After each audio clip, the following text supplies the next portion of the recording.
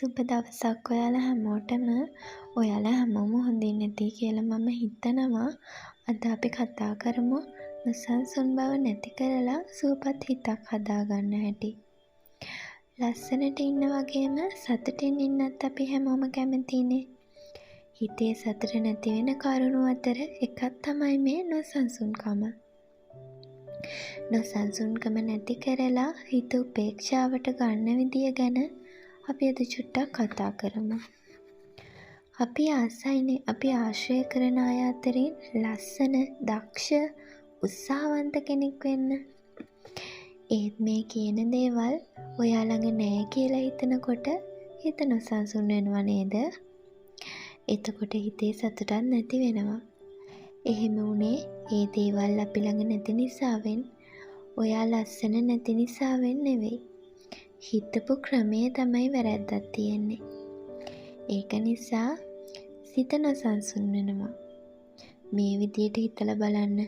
මල් ලස්සන නැති උනේ කවුරු නිසාවත් නෙමෙයි.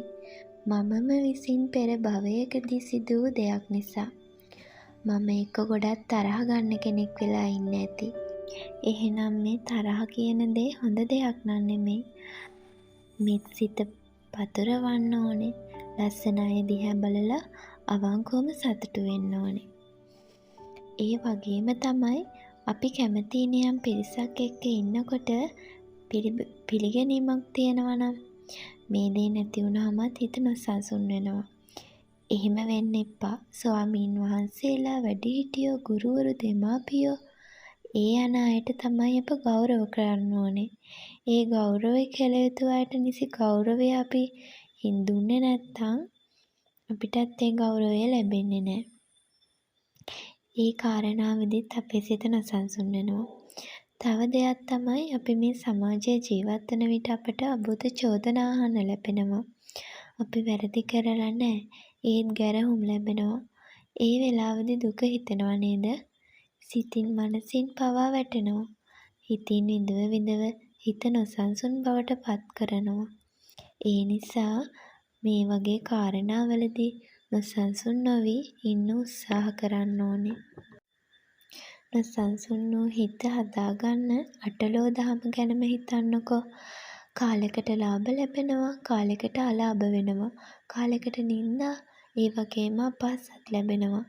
කාලෙකදී යාළු මිත්‍රයෝ නෑදෑයෝ ලං වෙනවා, තවත් කාලෙකදී යසස තියෙනවා. කාලෙකට ඒ සියල්ල නැති වෙනවා. ඉතින් මේ දේවල් ලැබෙද්දී නොලැබෙද්දී නොසන්සුන් නොවි හිතන්න පුරුදු වෙන්න ඕනේ. අපි පෙර කරපු දේ තමයි මේ දේවල් ලැබෙන්නේ. පෙර කරපු දේවල් නිසාම තමයි මේ දේවල් ලැබෙන්නේ. අන්න ඒ කාරණාව හිතේ තියාගන්නකෝ.